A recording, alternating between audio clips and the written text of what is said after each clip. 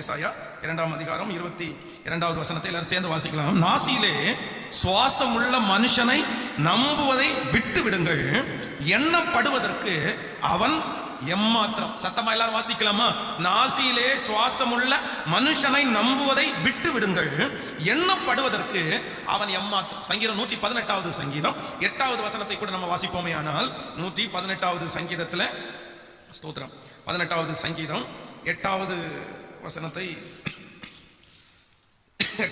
வாசிக்கும் போது, மனுஷனை நம்புவதை பார்க்கலும் கர்த்தர் மேல் பற்றுதலாய் இருப்பதே நல்ல. இன்னொரு விஷயம் கூட வாசிக்கலாம். மனுஷனை நம்புவதை பார்க்கலும் கர்த்தர் மேல் பற்றுதலாய் இருப்பதே நல்ல. முதலாவதாக நம்பர் 1, ஆண்டவருடைய பிள்ளைகள் மனிதனை குறித்து அறிய வேண்டிய ஒரு மிகப்பெரிய சத்தியம். உங்களை சுற்றி இருக்கிற மனிதர்களை குறித்து ஆண்டவர் என்ன சொல்லுகிறார் என்றால், நாசியிலே சுவாசம் உள்ள மனுஷனை நம்பாத அப்படின்னு ஆண்டவர் சொல்றார்.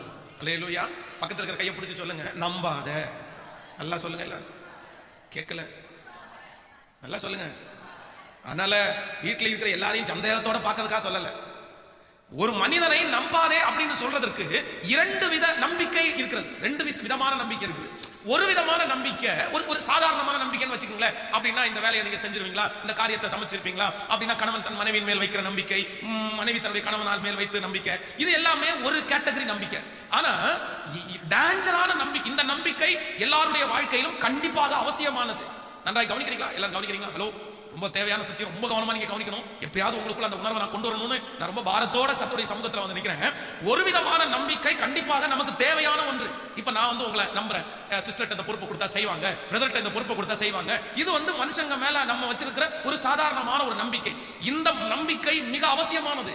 இந்த நம்பிக்கை ஒரு தேவனுடைய பிள்ளைகளுடைய வாழ்க்கையில கண்டிப்பா தேவை. இல்ல நான் யாரையும் நம்ப மாட்டேன் அப்படின்னு சொல்ல முடியாது. இந்த நம்பிக்கை வேறு.